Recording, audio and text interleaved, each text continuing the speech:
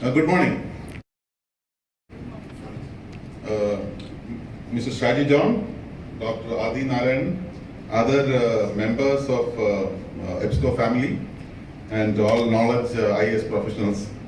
I think I should introduce myself as the odd man in this group because I am not a library or an IAS professional. My training is in management, and for several years I was working in IIM, and then for the last almost 5 years I'm with Government of Kerala, earlier with Kerala Startup Mission, and now with setting up a digital university where my colleague Dr. Gopakumar and Dr. Narayana also is here. So you will ask the question that if not as an IAS professional, why am I here? What is my credentials to be here? The best credential is that I'm the friend of Mr. Saji John for last 20 odd years. In fact, as when EBSCO asked, as he said that the mission of EBSCO is to influence and change the lives of people, and I'm one of the beneficiaries of that at different points of time during my research, during my education space. When you wanted to get some specific information, obviously EBSCO is one thing which is, and I'm sure that this is true with many of you here, an underlying presence as such. But the other one is that maybe 25 years back, one of the first digital libraries of this state, I was instrumental in setting it up at REC Calicut, which later became one of the best digital libraries in the country itself. So this is primarily the model, and at IIM we were actually working very closely with the IAS professionals. Some of you are familiar with IIM Kozhikode Library. It was one of the early libraries which introduced technology in the state. It has actually spread that awareness, conducted a lot of training programs and things like that. And as Mr. Saji said, that maybe from the start of IIM, I have a very close relationship with Mr. Saji. But today I thought I won't speak too much of technology, even though I come from a university which focuses on digital technologies, because I know that there are presentations which we speak about in the day, where newer technologies in the library and how technology is redefining libraries is actually going to get discussed. I thought we will look at a slightly different way. We look at major changes which is happening, and if you look at 2022, it is very different from 2020. Multiple changes we have at a global level. The pandemic has redefined many of the things which we do, but more closely home, there is a national education policy which is being implemented. I believe that all of you sitting here are from academic institutions, not from public libraries. Most of you are at least from academic institutions. So there is a huge transformation which is happening in the academic space in the country, and the libraries have to really look at that when you are actually redefining or looking at the development per se. So I will keep my talk to around 30 minutes, and then I think the reason why I came here also is that to interact with the knowledge professionals from various institutions. So maybe at least another 10-15 minutes we can have more interaction on the topic and how the whole information science space is actually getting transformed. So when you speak about future libraries, I think the Alvin Toffler's line is actually the right thing. We need to really invent the future rather than looking at from literature and other things.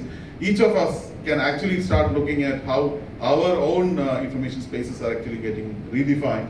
We have a multitude of technologies which is coming. I'll briefly speak about that, and also the other positive and disruptive changes which is happening around us. The whole concept of this knowledge feast, I think we need to look at from that context. A context where there is a key disruption happening in the education space. What has happened in the last 2 years in the education space might not have happened in the last 100 years. Maybe before that it has happened, but in the last 2 years what has happened is very, very phenomenal. And that actually has an important and a lasting impact on all of our work. Be it the academicians, be it the library professionals, be it the knowledge professionals, be it the knowledge workers, all of them, it's a big change. So I thought I'll stick to 3 themes in this talk. The first is about the role of higher education institutions and obviously libraries or knowledge spaces. The second thing is specifically in the context of India and especially in the context of NEP. And I'll tell you why I wanted to slightly touch upon NEP. And there are new realities. And when we speak to many faculty members and many people in the academic space, not everybody has really, it has not sunk to everybody that NEP is actually a transformative change. Many times they think it is just another policy which is coming. It's not so. It's actually a very, very transformative change, and it actually can help redefine the knowledge spaces per se. And the third, of course, is this actually get challenged to the survival, growth, and excellence. I'm sure that some of this you will have a different view. Obviously, I would like to hear that as we proceed. So, if you look at this education in education systems, the disruption in education systems, or it is not that it has happened only due to COVID. Over the years, we have seen the technology coming in a way into our own midst, more so in libraries, much more than what has happened in a classroom situation. It has happened more in the libraries. We spoke about library automation. We were speaking about this almost 10 years back, 2013. There was a national conference at Calicut University where I presented a paper on what is called as Library 2.0. And today, Library 2.0 is insignificant because all of us must be having libraries which already moved to Library 2.0. Now we need to think about Library 3.0, where we have started looking at the newer technologies, maybe Web 3, we look at metaverse, and newer technologies are coming into our midst per se. So, but specifically after the pandemic, there is some global changes which is happening. And that trends has got its own reflection in the way we are going to work at various levels, specifically knowledge jobs. And as I said, why we are must be a little bit concerned about the NEP, we need to actually go back to 1990s. At the time when India had liberalized its business space. For the first time, after a very long period after our independence, we have relaxed a large number of rules and we have made the industries move out of the high level of regulatory regime. We generally call it as a liberalization or globalization, etc. Now, we are not going to debate here whether that's good or bad, but what is important is that look at those companies they were existing at 1990s and where are they now? Some of them have really grown big. They become global companies. They came into the Forbes 500 list or globally they become big. But many others just vanished. Now, similar changes happening in academic institutions today. If you have gone through national education policy, the type of sweeping changes national education policies actually spoke or coming in are exactly similar to what happened in the industry space. So just like industry got liberated, academic space are going to get liberated. So it is important for us, being a part of many academic institutions, to see that how do we make best use of it? How do we actually excel and survive and excel in this change period as such? That I think is primarily one of the key concerns for all of us, since we all are part of academic institutions. And along with that, there is a substantive change happening with the knowledge economy coming in.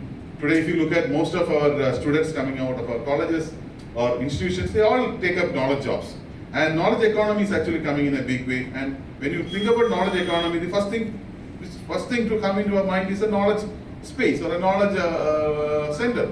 And most of our colleges and institutions, we redefine our libraries as knowledge centers. So I would always say that in the past, you have libraries in the college. In the future, you should have libraries and the college should be built around it. So that is a transformation which we need to look at. And we spoke about library everywhere today, rather than looking at confinements of a few rooms. It has to become a everywhere sort of a library or ubiquitous type of a library. So that will be the changing role of the academic libraries in the days to come. Now, as I said, it is not that there was no change or transformation of libraries which was not happening in the past. If you look at last 20-30 years at least, especially after the web came, the web 1.0 transformation, you can say, where we have seen there is a substantive migration from paper to electronic media. Books still continues, but we have started using e-journals. Now many of our new libraries have got more e-collection than the other collections.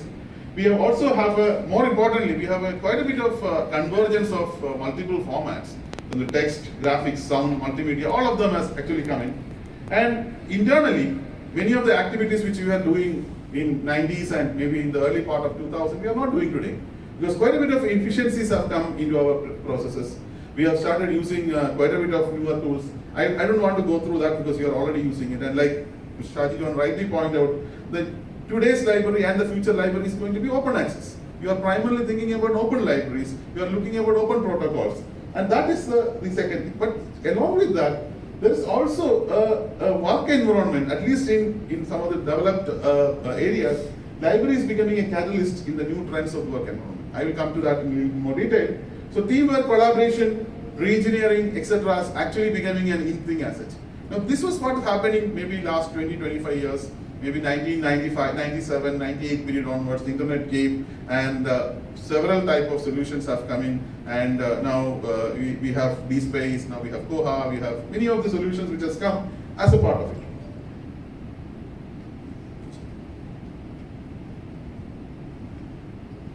And along with that, it's a little challenging is that we also have a new breed of competitors.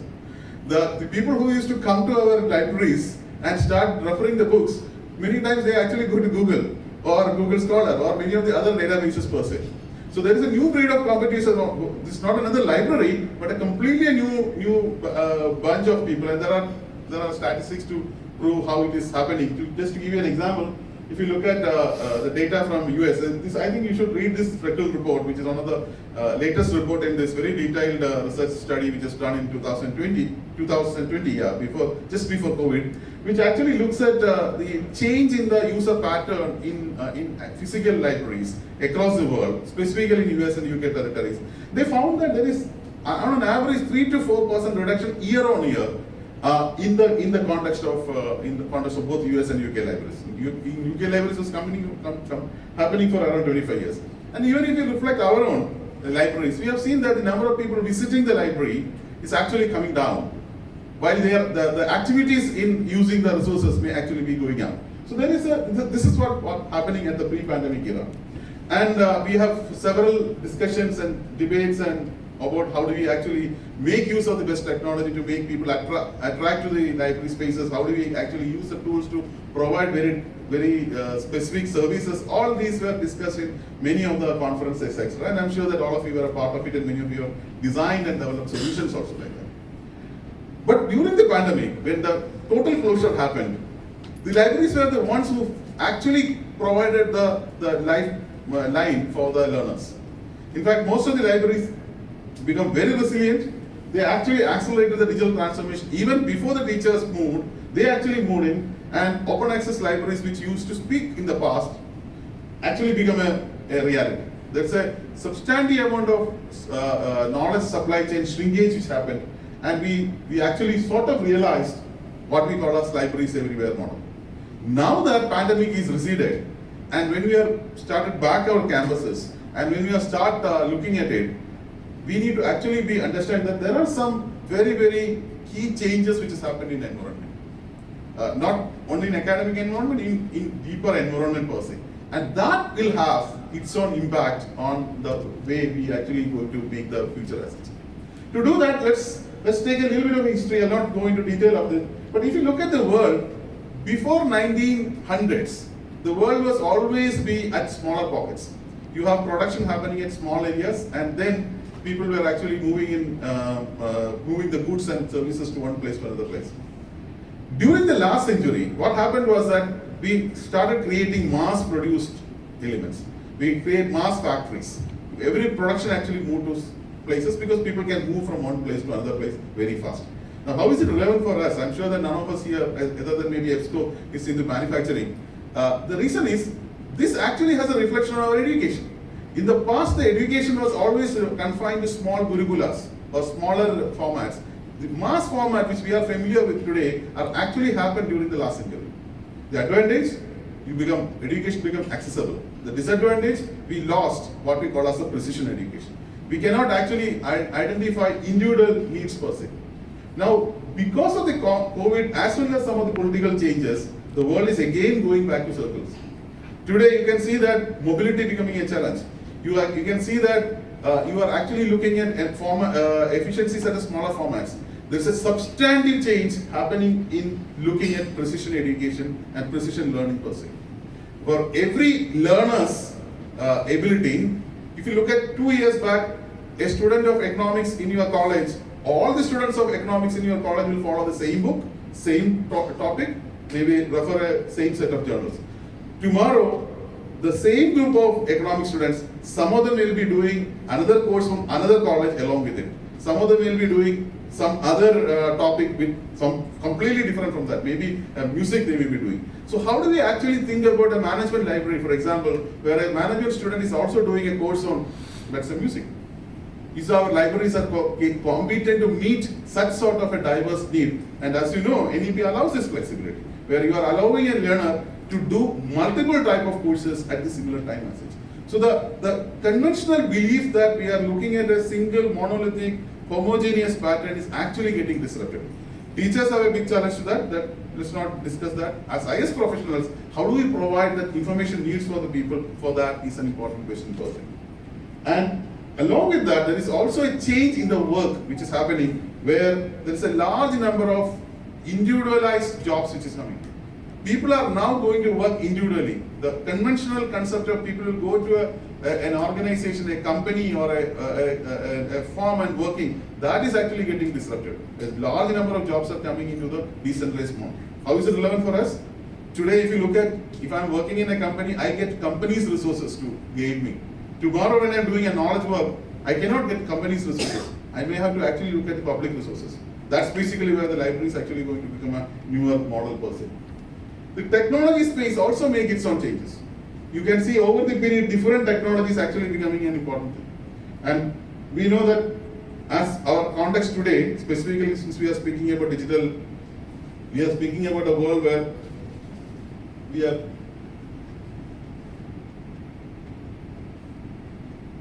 speaking about a world where we are speaking about digital technologies. So, or computer technologies.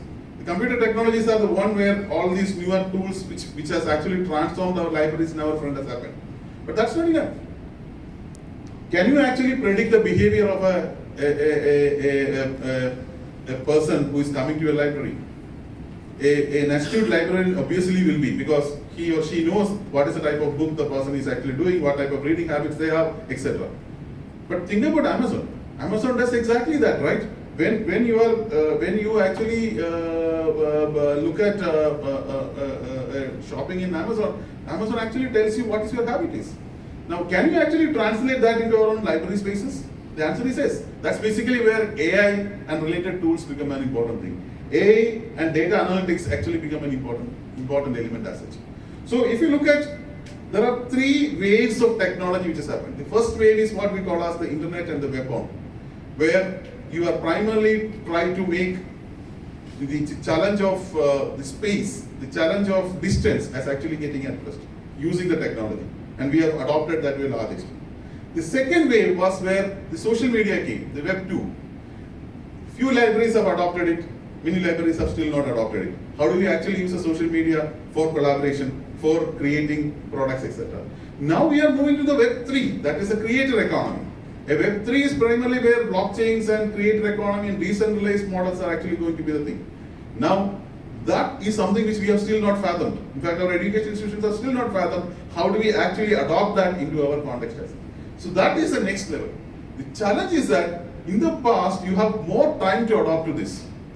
The technology used to come in a very slow pace. It used to take a lot of time for us to adopt to it. I still remember that when we gave a lecture on digital libraries way back in 1995, many people think that it will take maybe 30 years, 40 years. It was supposed to come in around 10 years time.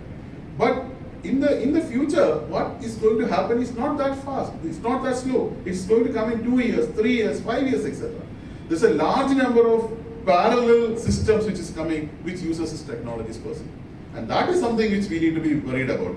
We need to be worried about because the information dissemination conventionally was, you have information repositories, people will go and they will do their own referencing or their own thing. Librarians and IS professionals will try to help them to navigate that. In the second way, what we have done is we have actually used much more powerful tools, like Mr. John said about the Koha and other things, which actually help them to pinpoint and come to specifics in a very fast manner. We also help them to visualize this by providing multimedia and different content per se in some context. You are coming to a blended technology. In the third layer, you are going to leave there.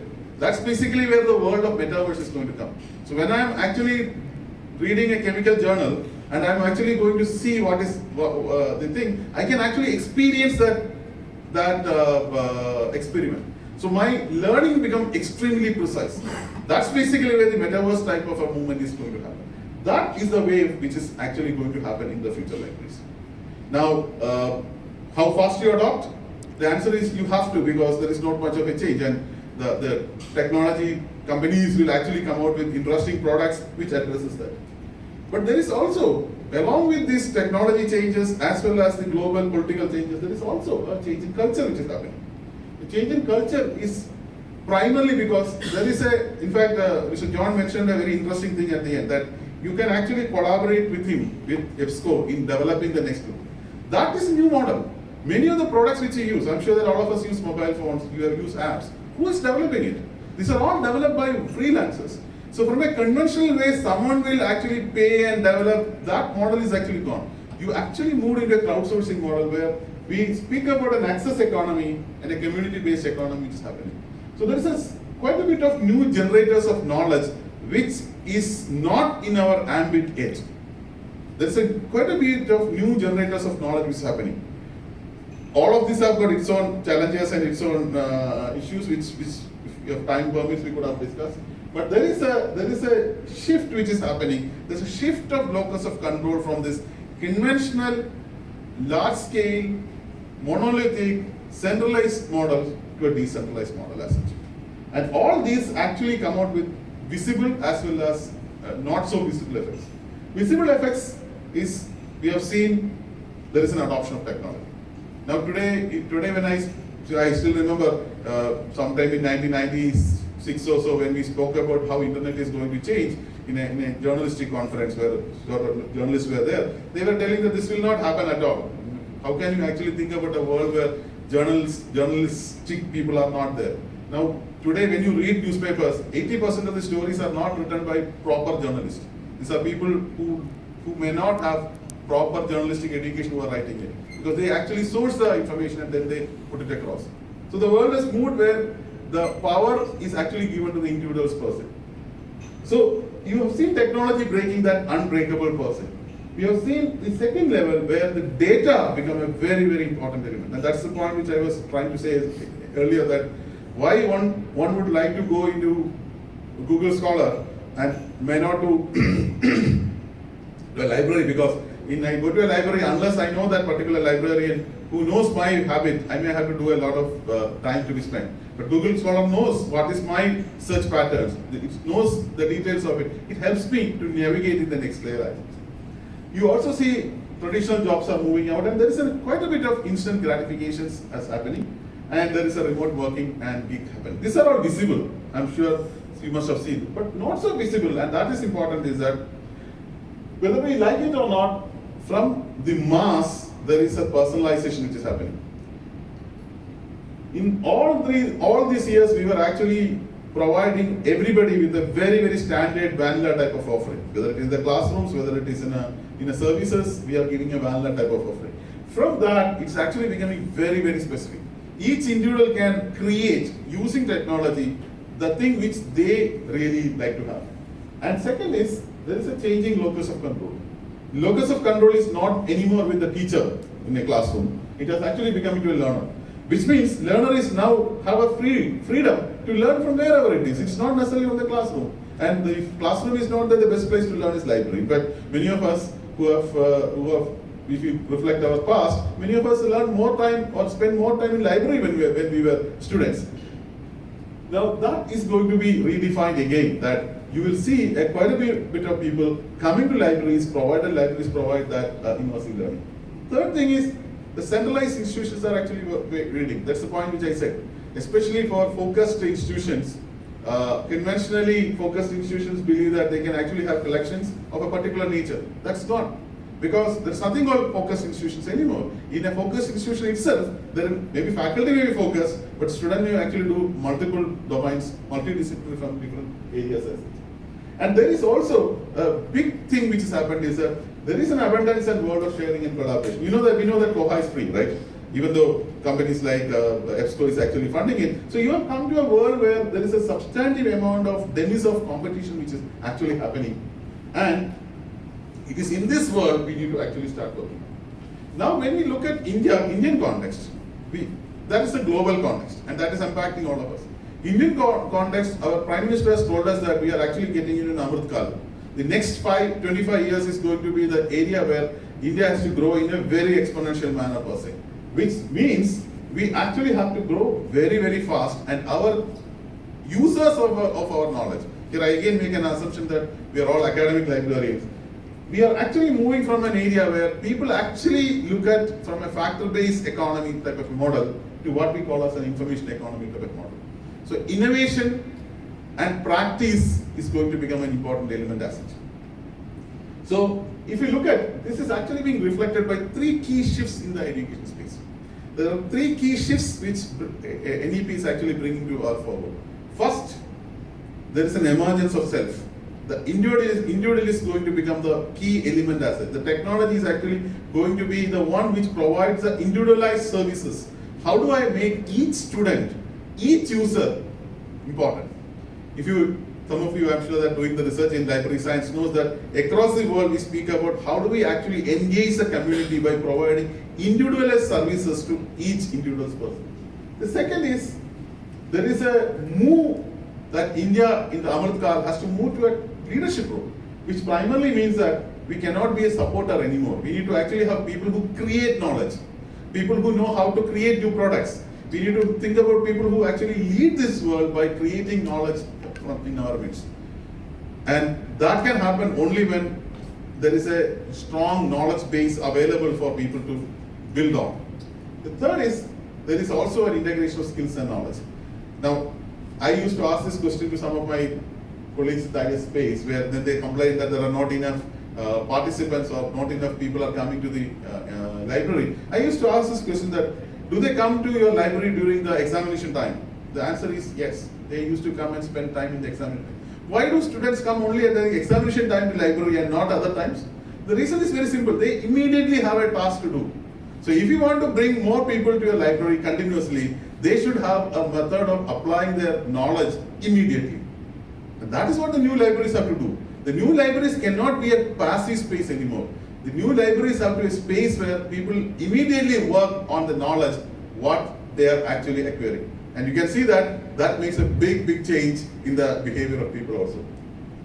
And specifically, government speaks about, or the NEP speaks about research skills, self-learning, self-engagement, self-driving force. All these are ones where the libraries are actually the catalyst to provide this. And briefly for Kerala also, we are speaking about creating 2 million knowledge jobs in the next 5 years, which means each of us in the Kerala universities, Kerala government institutions, Kerala colleges have that role to create the knowledge entrepreneurship passage. So with all these things, what is the role we need to play? I think there are 3 options for us. We can play a lead role, or we can follow what others do, which is what generally libraries were doing all throughout, because the other academic mainstream was leading it and we were following it, or we can ignore it. But my belief is that in the next wave, because of this disruption which has happened, as I said earlier, the only thing which is going to become the centerpiece is going to be the library person.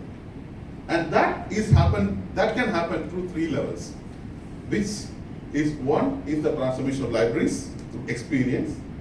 So we need to reinvent to move it from the peripheral to the core learning spaces of education research. How do you move from peripheral to this? We need to do that by what we do today called transactional automation. We are pretty good in that.